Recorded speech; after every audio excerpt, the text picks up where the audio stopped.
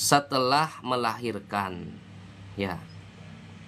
Setelah melahirkan itu keluar darah. Nah, darahnya namanya nifas. Adapun darah yang keluar bersamaan dengan kelahiran bayi atau darah keluar tadi sebelum bayi tadi keluar, bayi tadi lahir, maka bukan dinamakan nifas. Ya.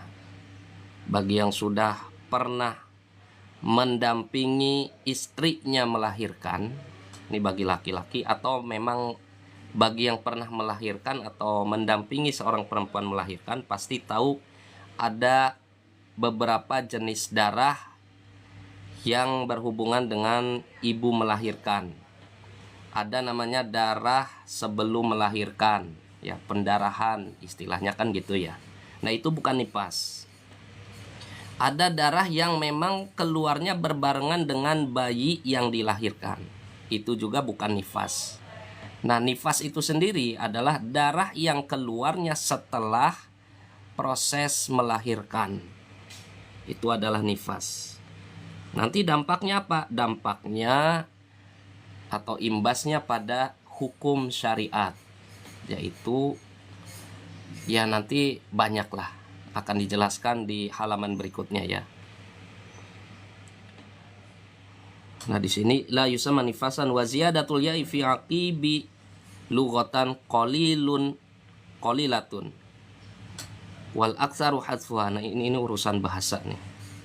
Nah, kita ke sini langsung. Wal istihadatu lan utawi istihadah aidamuha tegese geti istihadah wa hiya istihadah iku adamu geti al khariju kang matu fi ghairi ayyamil haidi ing dalam liyane pira-pira dinane haid wan nifas ilan nifas la ala sabili sihati ora ing atase dalane sehat. Nah, yang ketiga jenis darah yang keluar dari seorang perempuan adalah darah istihadah. Darah istihadah artinya adalah darah yang keluar bukan pada siklus haid atau masa-masa haid, hari-hari haid, dan juga bukan darah yang keluar pada masa siklus nifas atau masa-masa nifas. Ini bukan dikarenakan kesehatan, tapi memang darah penyakit, dalam bahasa gampangnya seperti itu ya. Jadi ada haid, nifas, dan istihadah. Haid itu menunjukkan si perempuan tadi sehat, nifas setelah melahirkan, istihadah adalah darah karena penyakit ya. Oke. Nah, tentu saja di sini saya tidak akan membahas secara medis karena bukan bidangnya, dan nanti ada bagian medis yang menjelaskan seperti ini ya, tentang medisnya. Nah, saya hanya menjelaskan apa yang tertulis dalam kitab Fikih Fathul Qorib, dan condongnya adalah ke arah hukum secara syariat. Wa qallul haidi lan utawi setitik-titik haid zamanan apane mangsane yaumun iku sakdina walailatun lan sakwengi aimu qad au aimi kedaru zalika tegese kira-kirane mengkon-mengkonon mazkur ya. Paling sedikitnya haid secara waktu ya itu adalah keluar selama sehari satu malam atau 24 jam. Ya, ini perkiraannya begitu. Kita lanjut ke halaman berikutnya. Halaman 11, mohon maaf agak lama prosesnya. Ya, supaya neteg ya. Ini ngaletoy ini. Nah, oke, sip. Halaman 11 kitab Fathul Qorib. Ya, wahwa utawi zaman utawi mangsa iku arba'atun papat wa isruna lan 20 apane saatan jam alal ittisali ngatasé nyambung al mu'tadi kang biasa fil haid ing dalam haid.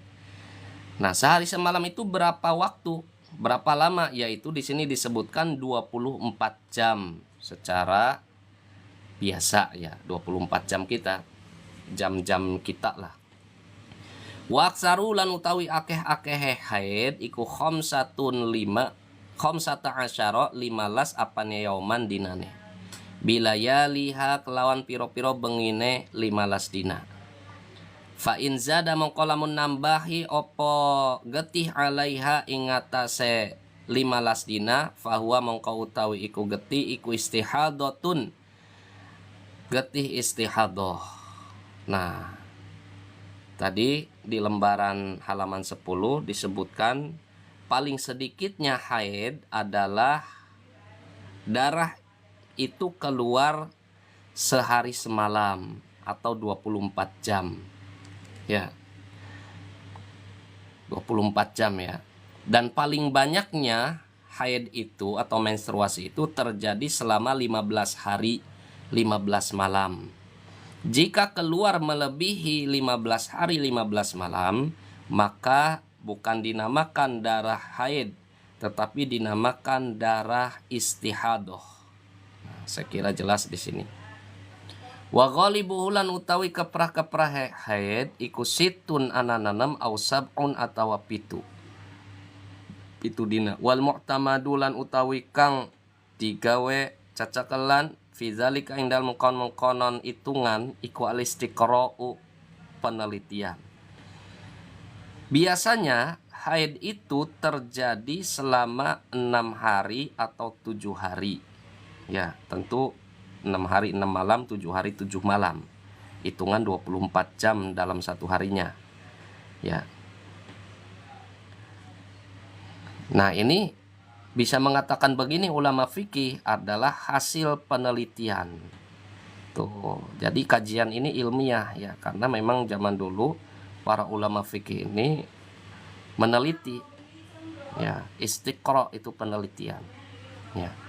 Observation. Nah, itu haid. Paling sedikitnya sehari semalam, paling banyaknya 25 hari, 25 malam, dan biasanya 6 hari atau 7 hari. Nah, sekarang masuk ke nifas. Wa qallu nifasilan utawi sak titik-titike nifas iku lahzatun sak tetes, sakecorotan bahasa Jawanya. Wa uridu lan ngarepaken ingsun biha kelawan lahza iku zamanun mangsa yasirun kang setitik. Wa betidaun nifasi lan utawi kawitane nifas iku minin fisolil waladi saking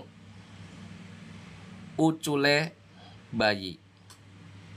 Wa aksaruhu lan utawi akeh-akeh nifas iku situna sewida apane yauman dinane. Wa ghalibuhu lan utawi keprah-keprah nifas iku arba'una 40 apane yauman dinane.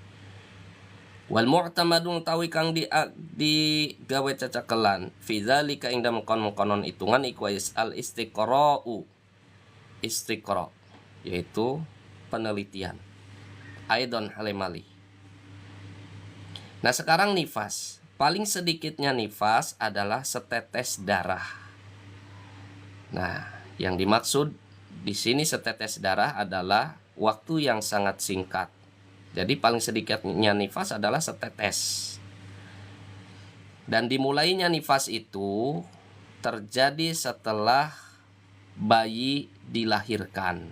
Ketika bayi dilahirkan, yaitu apabila keluar darah, maka darahnya dinamakan darah nifas. Mulai dari situ sudah dihitung waktu nifas. Tuh. Nah, paling banyak nifas itu terjadi selama 60 hari. Dan biasanya kebanyakan wanita nifas itu terjadi selama 40 hari. Ya. Paling banyaknya 60 hari. Nah, biasanya 40 hari. Tuh. Yang dijadikan pegangan dalam hitungan ini adalah berdasarkan penelitian juga. Nah, nifas ya. Nah, nanti imbasnya ke hukum, nanti ada di sini nih. Hukum-hukum yang terjadi pada wanita yang mengalami haid, nifas, dan lain-lain.